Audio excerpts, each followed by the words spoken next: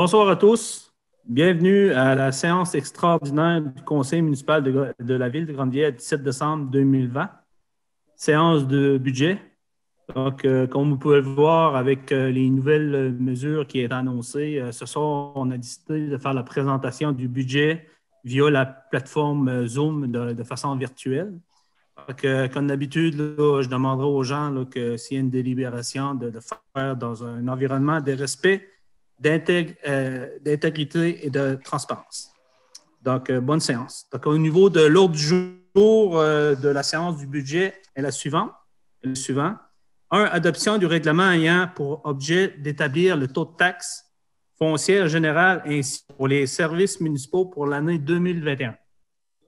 2. Adoption des dépenses triennales. 3. Avec résumé du budget et argumentaire par son honneur le maire. 3. Période de questions. 4. Lever la séance.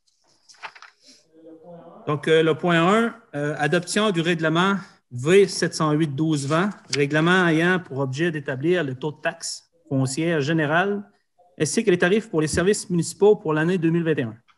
Entendu que le Conseil municipal a adopté ses prévisions budgétaires 2021 au montant de 6 288 100, attendu qu'il y ait lieu de décréter le taux de taxe foncière générale et les tarifs pour les services municipaux pour l'année 2021, attendu qu'avis de motion de ce règlement fut régulièrement donné à la séance ordinaire du 14 décembre 2020, attendu que le projet de règlement fut régulièrement déposé à la séance ordinaire du 14 décembre 2020. Pour ces raisons, il est proposé et résolu que le règlement V708-12-20 ayant pour objet d'établir le taux de taxe foncière générale ainsi que les tarifs pour les services municipaux pour l'année 2021 soit et est adopté. Voici un résumé des différents taux de taxe. Article 1, régime d'impôt foncier à taux varié. Taxe générale sur la valeur foncière 2021. Taux de base, 89 cents du 100 $. 6 logements et plus, 89 cents du 100 $.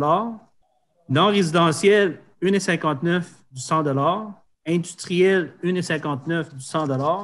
Agricole, 1,59 du 100 $. Conformément au rôle d'évaluation en vigueur. Article 2, taux de taxe, participation aux travaux de la route 132 dans le secteur Petit-Pabot, 0,0189 du 100 $. Assainissement des eaux, 0,1650 du 100 $. Participation aux travaux de la route 132 dans le secteur Petit-Pabot ferme, 0,0189 du 100 $. Assainissement des eaux ferme, 0,1650 du 100 $. Air et non enrochement rue Bord-de-l'eau, appareil respiratoire, 0,0580 du 100 $. Règlement d'emprunt parapluie, 0,0143 du 100 $. Pour ces bénéficiaires de l'égaux sanitaire, il faut ajouter ces taux à un montant de 26 $ par unité comme participation au remboursement des travaux exécutés sur la rue de la Source et la Grande Allée S. Taux fixe secteur Petit-Pabot, règlement V541-04. Lorsque l'immeuble n'est desservi que par un service, l'unité de base est multipliée par un facteur égal à 0,5. La valeur attribuée à chaque unité est de 273 $. Taux fixe rue de la Source, travaux 2009. La valeur attribuée à chaque unité est de 250 $. Tarif de compensation des services d'Acaduc. La valeur attribuée à chaque unité est de 272 $. ILO, 0,52 cents du mètre cube. ILO de service, charge annuelle, 400 $ par ILO.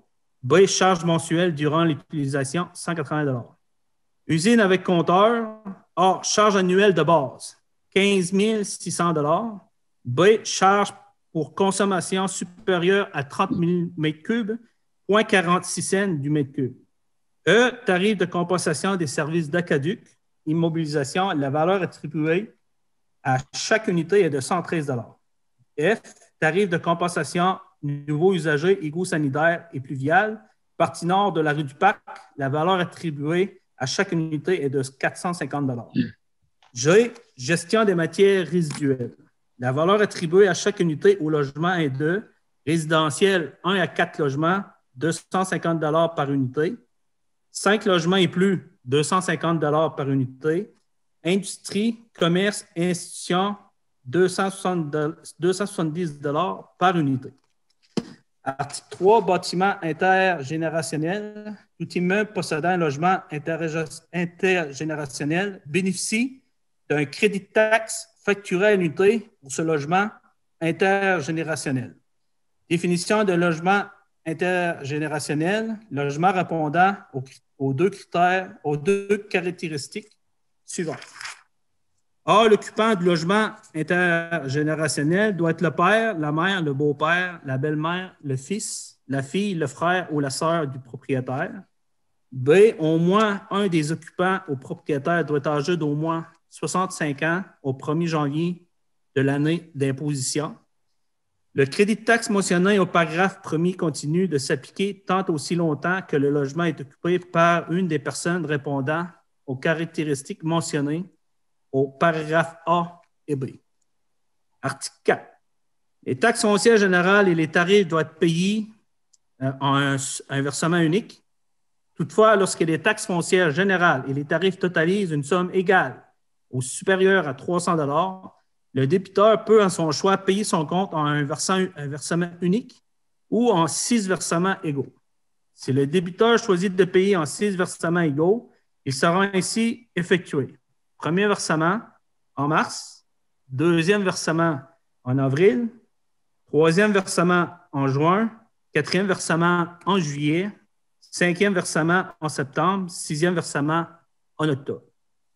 Article 5. Les sols impayés portent intérêt au taux annuel de 14 % à compter du moment où ils deviennent exigibles. Article 6. Le présent règlement entrera en vigueur conformément à la loi. Pour tous les détails non mentionnés, soit la liste de tous les commerces, industries et institutions, le nombre d'unités attribuées à chacun d'eux et le règlement complet, ces documents pourraient être consultés sur le site Internet dès maintenant, ainsi qu'au bureau de la municipalité. Proposé par... Propose. Ça prend quelqu'un pour proposer. Proposé par M. Gaston Leblanc. Tout le monde est en accord avec ça? Oui. Tout est correct. Donc, adoption des dépenses triennales. Donc, il est proposé et résolu que le conseil municipal adopte le programme triennal des immobilisations suivants. En 2021, 9 326 000. 2022, 2 624 000. 2023, 524 000. Proposé par? Proposé, M. Proposé par M. Léopold Briand. Tout le monde est en accord avec ça? Oui. Parfait. Donc, vite fait, là, juste pour vous nommer, là, je vais vous nommer les investissements prévus pour l'année 2021. Donc, on parle du réseau d'égouts aqueduc rue du Moulin, la halte routière et jeux de Grande-Rivière-Ouest, l'émissaire en mer, l'affichage route 132 Les Altes, un abri à sel, débroussailleuse versatile, rotule niveleuse, compteur d'eau Wi-Fi, baquet à neige loader, machine à couper placement, gestion de documents et numérisation, la construction de la caserne de pompiers, le système de communication incendie, de bord de station équipement brouillard caméra thermique, une génératrice PMU, outils de désincarcération, équipement de sauvetage, ventilateur presse positive. On parlait aussi éventuellement motoneige, broche à manant, station vidange, 6 lances à cran, aménagement du parc Petit Port-Beau, une Ford véhicule électrique, puis rouleau à l'asphalte. Donc, pour l'année 2021, comme expliqué, il y en a pour 9 326 000 Donc, on tout est partout là, pour le programme triennal. On parle d'un montant global de 12 474 000. Que ça a été proposé par M. Léopold Briand. Donc, on serait rendu au résumé du budget, argumentaire par son honneur le maire.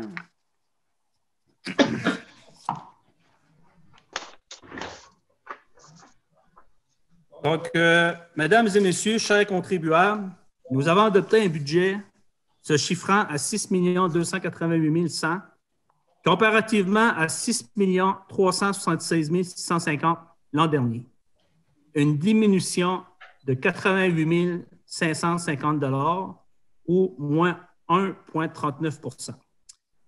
Le pourcentage des revenus provenant des taxes représente 56 % du budget, soit 3 535 380, comparativement à 3 561 613 l'an passé. On parle d'une diminution de 26 233 $. Voici un résumé des variations des divers taux de taxes de la Ville. Le taux de taxe foncière générale demeure à 89 cents du 100 $ d'évaluation. Pour les commerces et industries, il s'ajoute, comme en 2020, 70 sous du 100 $ d'évaluation pour un total de 1,59 du 100 $ d'évaluation.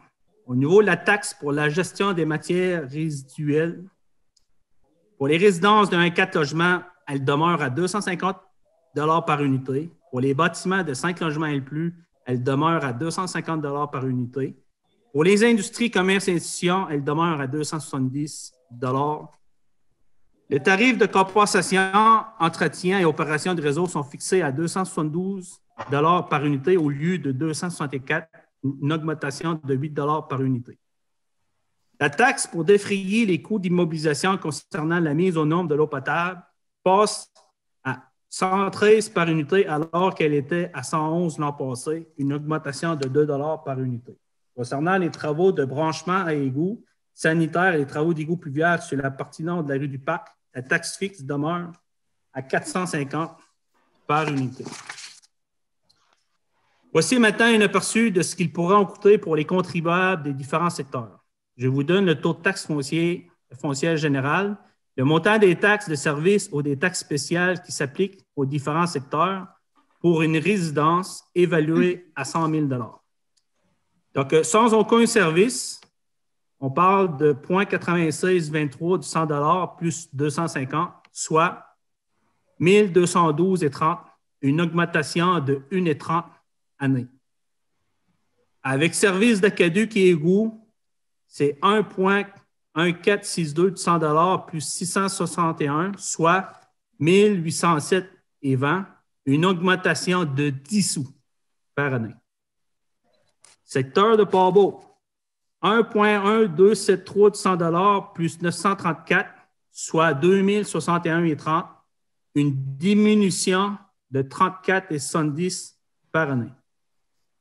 Résidence de la rue de la Source, dans le secteur incluant les travaux d'égout en 2009, 1,1462 du 100 $ plus 885, soit 2 031,20, une diminution de 133,90 $ par année. Résident de la rue du Parc, dans le secteur incluant les travaux 2013, 1,1462 du 100 $ plus 1,85, soit 2 231,20, une augmentation de 16,10 par année.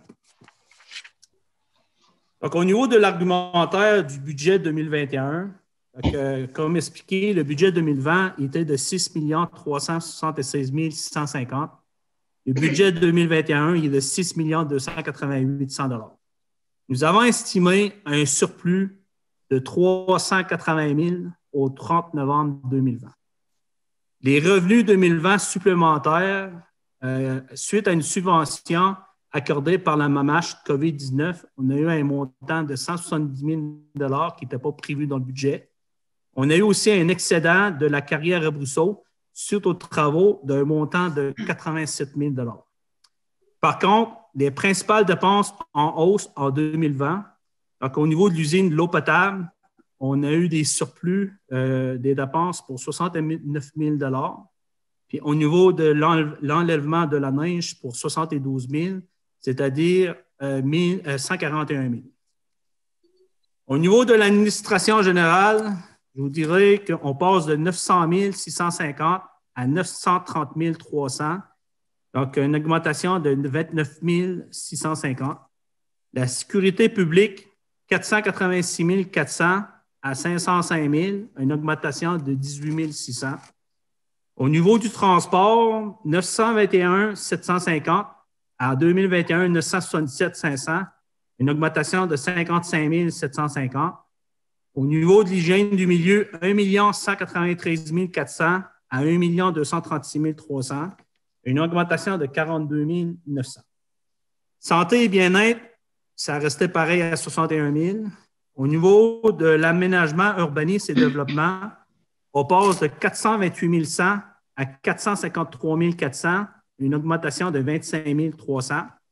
Au niveau de loisirs culture, 437 550 en 2020, comparativement à 2021, 411 700, une diminution de 25 850. Frais de financement, 259 000 à 242 300, une diminution de 16 700. Autres activités de financement, 1 467 850 à 1 414 400, une diminution de 53 200. Au niveau de l'immobilisation, on passe de 53 000 à 23 000, une diminution de 30 000. Concernant les fonds réservés, on avait 168 200, on a mis 33 200, moins 135 000, pour un grand total de 6 288 100, une diminution de 88 550. Comme vous le savez, vous avez pu voir un peu les écarts dans chaque département. Donc, où est-ce qu'on est en mesure là, de pouvoir là, offrir un budget équilibré avec un taux de taxe équivalent à 89 cents de l'an passé? C'est qu'il y a un travail qui a été fait au niveau là, du financement, plusieurs renouvellements de nouveaux financements à cause des baisses de taux d'intérêt. Donc, ça a permis là, de faire une diminution. Puis, puis, on a pris un peu dans le fonds réservé pour être en mesure, étant donné la COVID, de pouvoir permettre aux gens, aux citoyens, d'éviter une hausse significative des taxes pour 2021. Donc, le conseil municipal a fixé le taux de taxe foncière qui était de 89 de 100 d'évaluation en 2020 à un taux similaire pour 2021. Nous avons pris la décision de geler le taux de taxe en 2021 à cause de la pandémie COVID-19 pour éviter des hausses de taxes à l'ensemble des contribuables.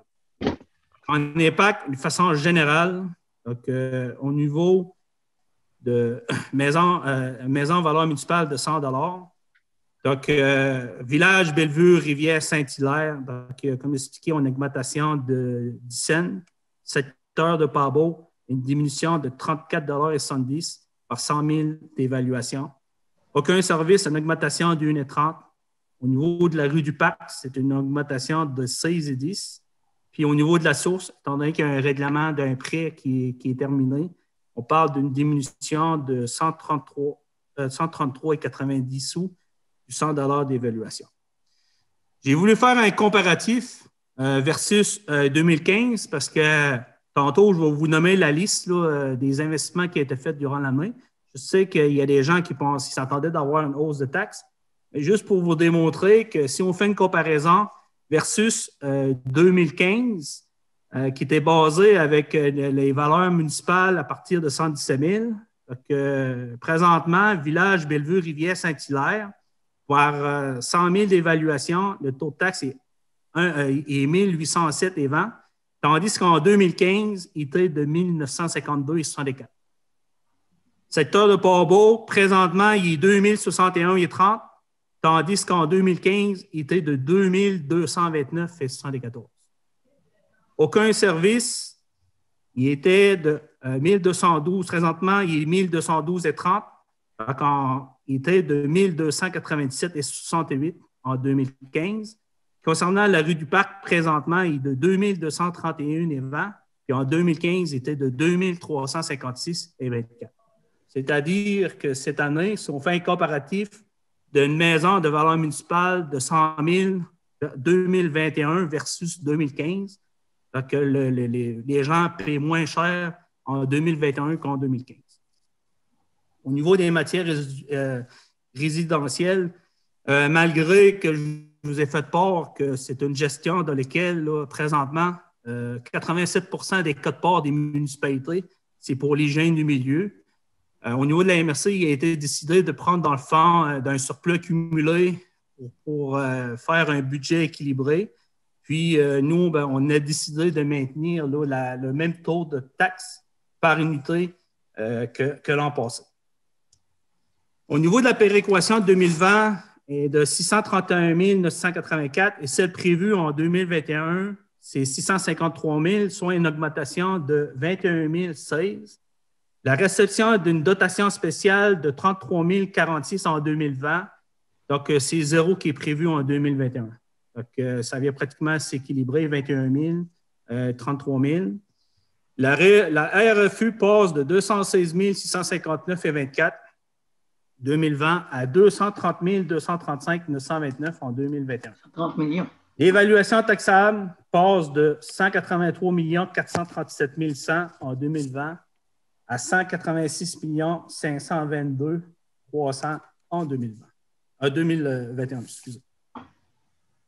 Donc, une analyse de la dette à long terme, je trouvais que c'est intéressant de vous donner l'information. Présentement, la dette à long terme au 31 décembre 2020 est de 9 237 900.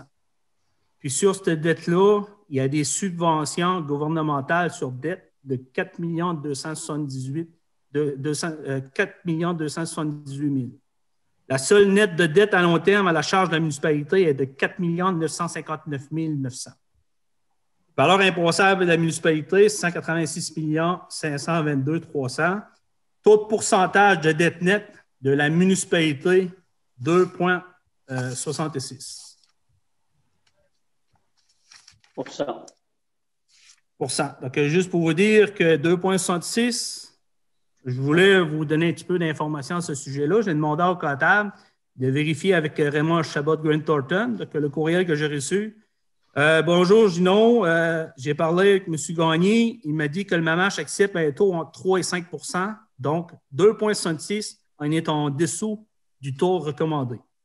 Certaines villes ont un barème de 150 du budget pour la dette totale. Dans notre cas, notre dette totale est 9 237 900. On serait à 147 du budget, donc encore en dessous du taux d'endettement. Présentement, il est à 2,66. Puis en 2015, on était à 2,97. Donc, on est moins endetté qu'en 2015 pour la municipalité. Situation financière de la ville au 31 décembre 2020. Comme vous le savez, quand on a commencé le mandat, on parlait qu'il y avait un surplus accumulé au 31 décembre 2016 de 872 000. Donc, de 2017 à aujourd'hui, donc on parle comme quoi que on est passé de 200, en 2017, le surplus accumulé était de 222, 220.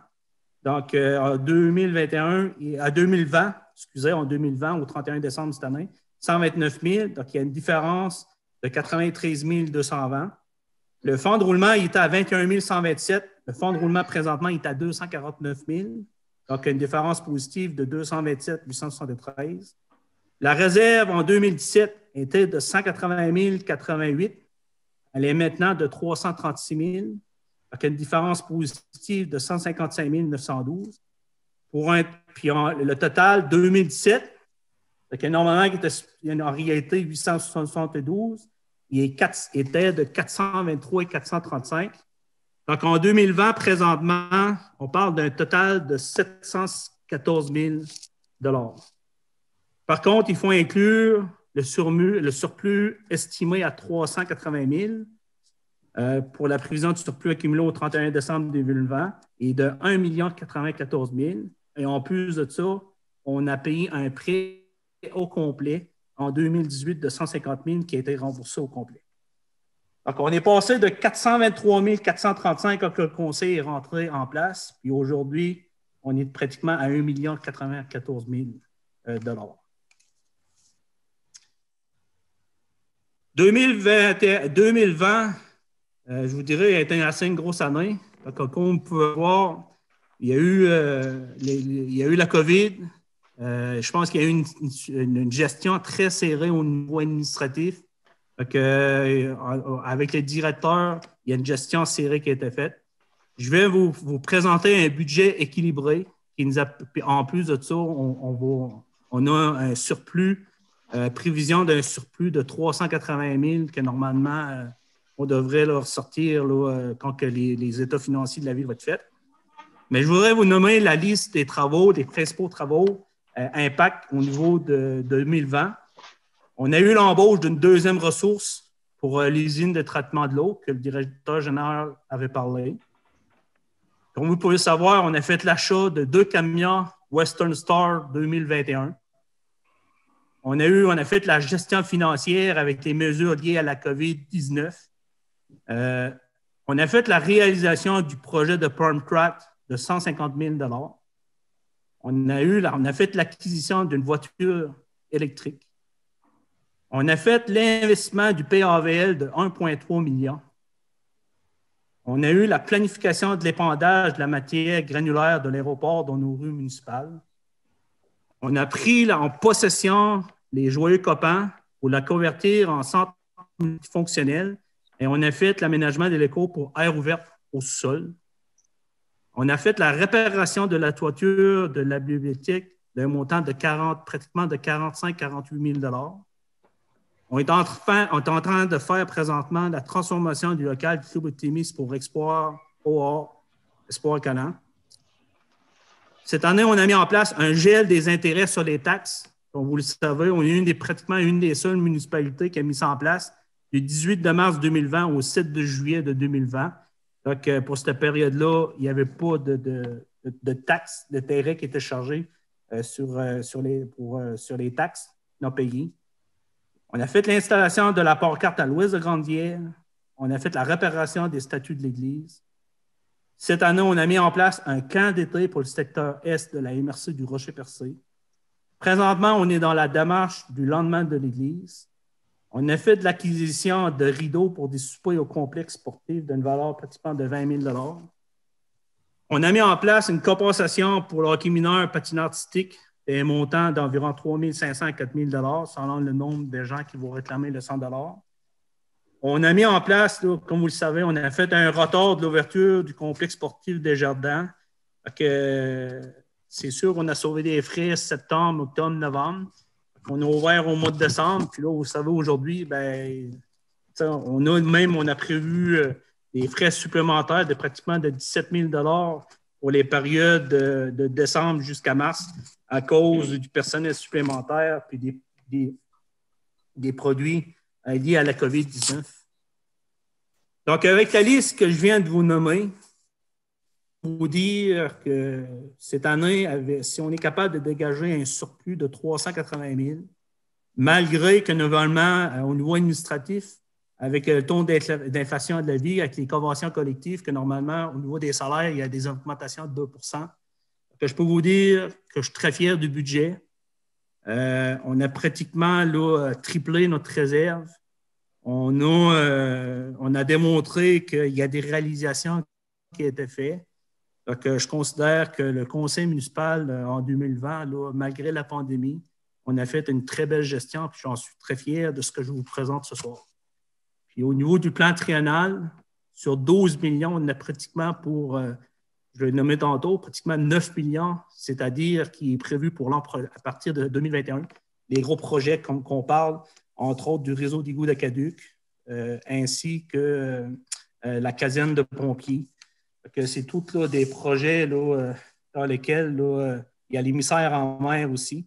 Donc, c'est des gros projets porteurs qui vont être bénéfiques pour la municipalité. Donc, voici le budget adopté pour l'année 2021. Donc, pour les sceptiques qui voyaient qu'il y avait beaucoup d'investissements qui se faisaient à Grande-Bière, puis sont sûrs qu'il y avait des augmentations de hausse, des grosses augmentations de taxes cette année, il n'y en aura pas.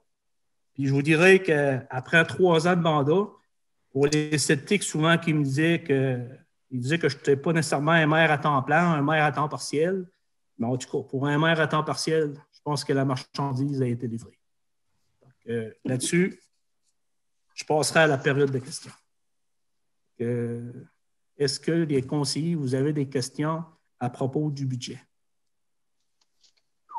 Oui, M. Baudin. Merci, M. le maire. Tout d'abord, je voudrais féliciter l'ensemble du conseil puis des dirigeants, dirigeantes là, à la Ville de Grande-Rivière pour ce magnifique budget, là. Puis j'aimerais apporter un commentaire sur le programme triennal en faisant un petit clin d'œil aux gens de Saint-Hilaire-Ouest, comme quoi que les égouts de Saint-Hilaire-Ouest sont dans le programme triennal pour 2022. C'était seulement pour faire un petit clin d'œil à ces gens-là. Oui, vous avez raison, M. Baudin. Est-ce qu'il y a d'autres questions? Non, moi, je n'ai pas de questions. Oui, M. le maire, peut-être que je développerais au niveau des matières résiduelles. Cette année, on a pigé dans le surplus accumulé pour éviter une hausse de taxes pour ces services-là. Mais à mon avis, c'est un point on devra suivre de très près en 2021, compte tenu qu'il y a des habitudes qui n'ont pas changé au cours des 2 dernières années. Puis qu'il va falloir regarder une façon de charger utilisateur-payeur parce que les bacs bleus sont sous-utilisés.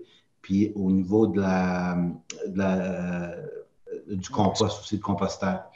Donc, peut-être que profiter de cette soirée de budget pour conscientiser les gens à une possible augmentation l'année prochaine, mais il va falloir qu'on conscientise les gens de façon régulière pour éviter qu'il y ait des hausses appréciables à ce niveau-là.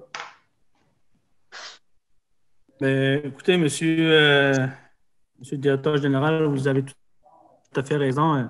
Préoccupation, là, on avait un surplus accumulé au niveau de la régie pratiquement de 600 000. Donc, on a dû là, prendre pratiquement 50 % de ce surplus accumulé pour pouvoir là, boucler un budget là, équilibré. Je vous dirais que les principales raisons, là, vous l'avez très bien mentionné, là, je pense qu'au niveau de la gestion des déchets, il va falloir qu'il y ait un effort qui est fait. Il y a une rigueur au niveau même de la MRC, là, il y a une réglementation qui va passer. On n'aura pas le choix de sévir, puis peut-être même pour les gens qui ne veulent pas là, respecter là, les consignes, là, même appliquer là, des amendes. On est rendu là. L'objectif, là, quand on parle de bac bleu, c'est sûr, certains, là, je vous ai montré des photos dernièrement. Mais déjà là, le bac bleu, ça apporte de la matière dans laquelle elle est triée pour être revendue. Que s'il y a des gens qui mettent là, de la nourriture ou des déchets dans le bac bleu, ça vient contaminer. Que le bac bleu, en réalité, il devient pratiquement là, un bac vert ou un bac noir. Puis ça fait en sorte que ça fait une double gestion au centre de tri. En réalité, c'est nous qui est perdant là-dedans. Là. Parce qu'au niveau de l'hygiène du milieu, comme je l'ai expliqué, là, moi, là, ce qui m'a vraiment frappé, là, au niveau des codes-ports de nos municipalités à la MRC, 87 % de la cote-part de la municipalité de Grande-Rivière, c'est pour l'hygiène du milieu. Puis sur la cote-part, il y a eu juste 2 % qui est pour le développement économique. Puis moi, je vous dirais, quand je me suis présenté à la mairie, je veux mettre de l'avant plus ma force, qui est le développement économique. Quand je vois là, que les déchets de la MRC, c'est pratiquement le budget de la santé du gouvernement du Québec, là, il va falloir qu'on revise ça parce que l'an prochain, avec les mesures qui sont mises en place, entre autres par le ministère de l'Environnement, il va falloir faire des investissements dans nos écocentres, des investissements au niveau LET. Il va y avoir aussi la reconduction de certains contrats.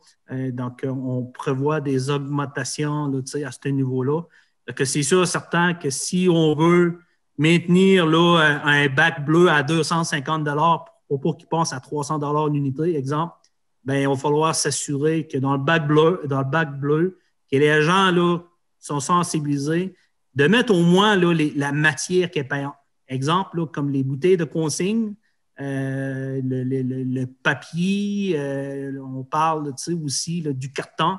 Que ça, c'est toutes des matières qui sont très payantes là, pour le centre de tri. si vous mettez là, des restants de viande d'orignal dans ce bac-là, là, bien, en réalité, il devient là, un double travail, puis que ça fait en sorte qu'il se ramasse même au LT. Fait que c'est pas nécessairement gagnant pour la MRC. Okay, effectivement, je pense qu'en 2021, le gros défi, ça va être la gestion des matières résiduelles. Donc, écoutez, s'il n'y a pas de période de questions, moi, je vous dirais que pour une municipalité qui est passée de 483 pratiquement à plus d'1 million au niveau de ses finances, avec un bon plan triennal, avec présentement des projets 2021 dans lesquels les budgets sont déjà attachés. On parle de plusieurs investissements, plusieurs millions pour 2021. Donc, il y a un gros travail qui a été fait. Puis si en 2021, on parle peut-être des investissements de plus de 20 millions pour la municipalité de Grande-Rivière, c'est parce qu'il y a un gros travail qui a été fait grâce au conseil. Donc, on a travaillé, je vous dirais, ensemble. Puis, au niveau de l'administration, il n'y a pas eu de l'ingérence. Donc, ça a été un travail d'équipe. Donc, merci à tout le monde. Ça, ben, c'est l'ensemble de la population qui va bénéficier de ces retombées-là économiques, directes et indirectes, pour les prochaines années. Bonne soirée.